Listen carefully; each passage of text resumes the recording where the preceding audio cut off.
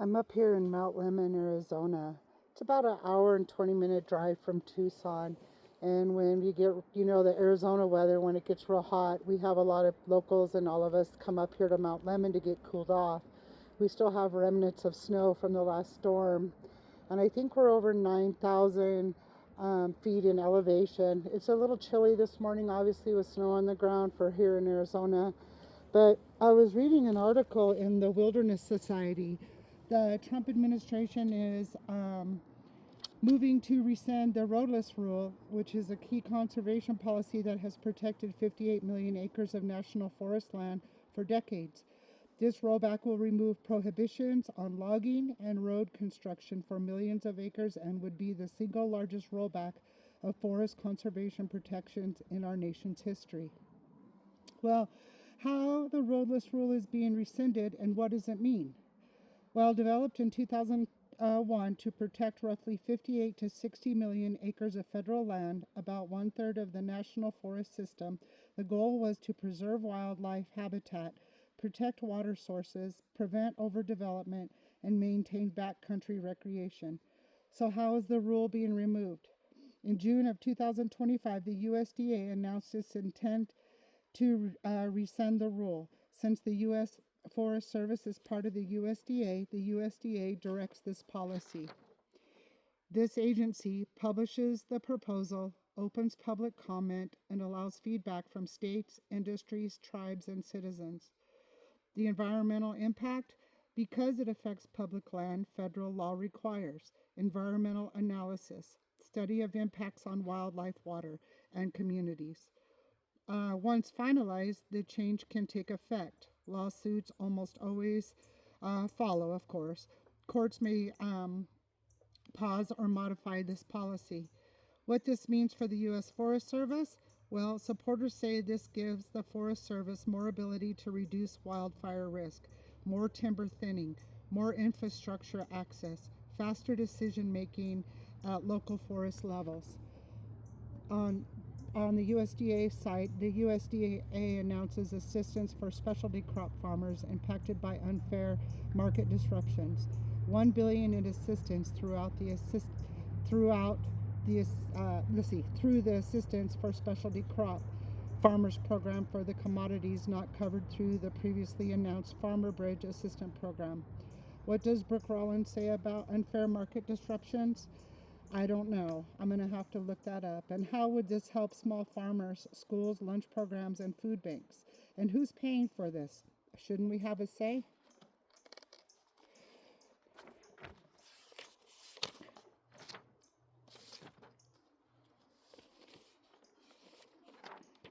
The agency argues the rule limited active management and fire prevention.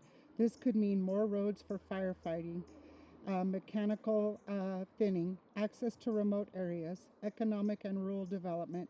Some Western states and rural communities support the change because it could, number one, increase timber jobs, number two, expand mining or energy access, three, improve rural infrastructure, and four, support domestic materials. Within this, it also creates new responsibilities. The Forest Service already has a massive backlog of road maintenance, limited staffing, and funding. Adding more roads could strain budgets and require more management. So what does this mean to us public land users?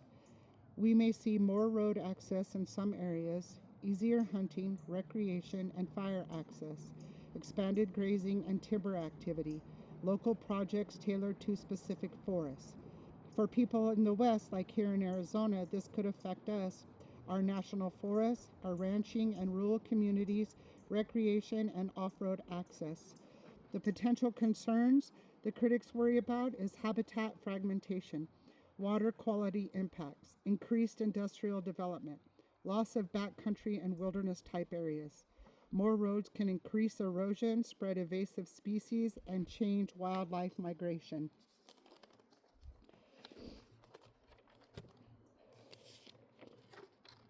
What it does not affect is private land. This rule only applies to federal national forest land. It does not directly change private property rights. However, it could indirectly affect local economies, fire risk near private lands, access to adjacent public lands, wilderness areas, congressionally designed wilderness, still protected by law, cannot be logged or eroded without an act of Congress. Why is this such a controversial issue? This debate has been long going for decades because it balances conservation, rural economies, wildlife management, energy, and resource needs. Some groups say it's needed for fire prevention and forest health, and others say it risks overdevelopment of public lands. Basically this change does not automatically open forests to development everywhere. Instead, it removes a nationwide restriction, allows forest by forest decision making, puts more authority at local and regional levels, so the real impact will vary depending on your state, local forest plans, court rulings, and state involvement. So basically, when I was reading through this and studying the Roadless Rule, we are so short, our budget is so short right now, and we're short staffing as well. And I was trying to think about this Roadless Rule, and especially the roads that we have already. Listen, I'm no expert for sure, I admit it, but I do have some questions. Like the existing roads that already exist, we need to maintain those and upkeep them. Now, I understand the weather conditions prevent a lot of this some of the time, so the roads change varying on the weather and unpredictability. But I also want to know this. By adding more roads, aren't we creating more fragmentation and damaging the forest and the land some more? I mean, we've already done it. So I was thinking about all of this, and I was wondering, with the budget cuts, I am a corrections officer, as you know. I've told you this in many videos. I know that at our institution, we have the inmate fire crew. Inmate fire crew goes out and they have corrections officers with them, and then they have local and state firefighters that go with them, and they go and clear out forests.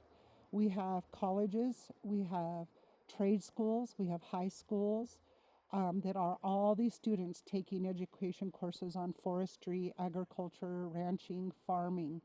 We have disabled American veterans who are still willing and able to work, who are already in the federal system. We have homeless people who are looking for jobs. And I'm thinking to myself, why? I know we don't have a big budget for it, but all of this could help create jobs to help with these maintenance on these roads that need to be maintained so that they could have better access to the wildfires. I support that 100%. I back Brooke Rollins' decision on that. I back the U.S. Forest Service, and I am 100% for getting access and gaining access for firefighters to fight our wildfires. But my question is, with the budget being so low, why can't we hire on some more of these individuals, those who are looking for jobs? Those that are incarcerated, they tell me all the time they're bored, they wish they had a job, we wish we had something to do. And they should give back to their community. That's why they're incarcerated.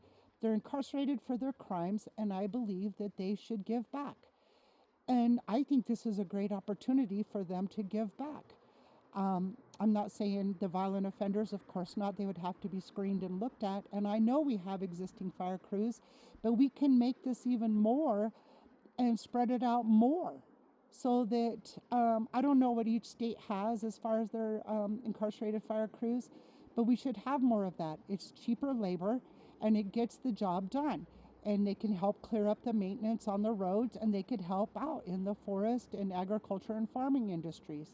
I believe the trade schools, colleges, and high school for that matter, those that are studying these types of agriculture, farming, ranching, forest service, all of these individuals should have an internship where they get out here and they work and they give back. And that's part of their certificate or diploma or whatever it is they're going for. They should give back. It certainly would help them with their job in the future. They would have a lot of lessons they've learned about it. They might even take that over with them and rebuild some of the help us with the infrastructure and cleaning of our forests and our agriculture and ranches. I just believe there's a better way we can use these resources. I'm not saying I have the answer, but I really believe that if we look at this, we can come up with a great solution. I know that logging is really a problem with me. I have a problem with extensive logging. Forest thinning is a must. We have to have it, and that I recognize. But I think when we take and we clear the forest like this pile in front of us here, why couldn't that wood be picked up by a logging company and used for whatever we need to use it for? Building homes, furniture, the coffee table that we have that's made out of wood, the end tables, all of that. This wood can be reused. It's not damaged. It's just been cut down to thin the forest so that it cuts back on our logging of our natural resources. And I certainly, when you look around, do you really want a large corporation sitting out here in the middle of your forest when you're out here enjoying the day and the the wildlife and the wilderness and the everything out here? You don't want to walk out here and find a big corporate building sitting in the middle of nowhere. They need to stay out of our forests. They need to stay away from it. But what I do support is finding a way and solutions that we can balance all of this. And I just think that we have a lot of resources that we can utilize without overextending the budget. And we have such a backlog of road maintenance repairs that need to be done. Most of these veterans, incarcerated, and students, they have these knowledges. A lot of the incarcerated I talk to all the time, they know how to be electricians, they know how to do landscaping, they know how to do all of these things. Same with our disabled American veterans, they're still up and ready to work. They all have a trade that could be put to use. I really think to create jobs, we need to open it up a little bit. And I'm not saying open the budget up, but maybe put this roadless rule, just hold on for a minute and maybe step back for a second and utilize what we have and get what we need to get done taken care of first, and then see what's left over that we need to really look at and take care of. But I think that what we have is we have inexpensive labor right in front of us that we can utilize and get them out here. And in the end, in return, it helps them, even with the incarcerated, it helps them learn a trade. They're learning skills. They have certificates. I mean, I just think that would reduce the recidivism rate. I also look at the colleges and tech schools that would help them with their future endeavors and whatever they choose. And our disabled American veterans will feel that America still needs them. They're still useful. Yes, they are. Get them out here. Those are the things that I see that we could really change. Do I have the answers? I don't, but I could ask the questions. I certainly could ask the questions. I thank everybody for your time, and it is beautiful out here today at Mount Lemmon, and I'm hiking around, enjoying the day. And I just think the roadless rule should be put on hold for a minute, and then we could look at all options before we start tearing into our wild land again. And we need to protect these lands. It's extremely important to protect them. Thank you, guys.